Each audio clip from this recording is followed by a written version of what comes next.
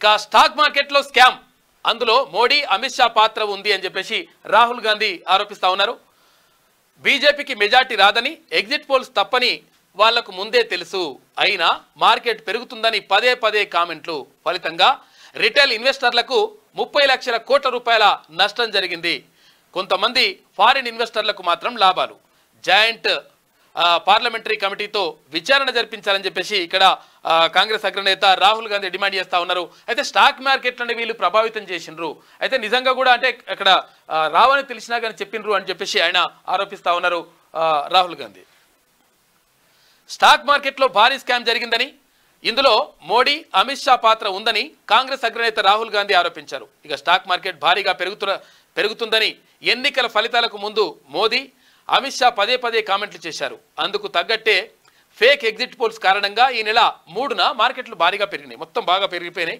కానీ election results రోజున అంటే 4వ తేదీ మార్కెట్ కుప్పకూలింది. దీంతో రిటైల్ ఇన్వెస్టర్లు 30 లక్షల కోట్ల రూపాయలు నష్టపోయారు. ఇందులో పెద్ద ఎత్తున స్కామ్ జరిగింది.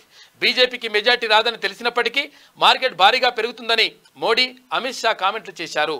అది నమ్మి రిటైల్ ఇన్వెస్టర్లు మార్కెట్లో భారీగా పెట్టుబడులు పెట్టారు. కానీ ఎగ్జిట్ పోల్స్కు రిజల్ట్స్కు తేడా ఉండడంతో మార్కెట్ కుప్పకూలి రిటైల్ ఇన్వెస్టర్లు భారీగా నష్టపోయారని ఆయన చెప్పిండు. మొత్తం మీద ఇక్కడ అదే మేము గెలుస్తున్నామని చెప్పడంతో పాటు దాంతో అదే కాకుండా తర్వాత స్టాక్ మార్కెట్లు భారీగా పెరిగిపోతా ఉన్నాయి, తర్వాత మొత్తం కూడా భారీగా లాభాలతో ఉన్నాయని చెప్పేసి అట్లా అనడం ద్వారా స్టాక్ మార్కెట్లు అంటే మొత్తం కూడా ఒక్కటిసారి చాలామంది మదుపర్లు కొనుగోలు చేసిండ్రు.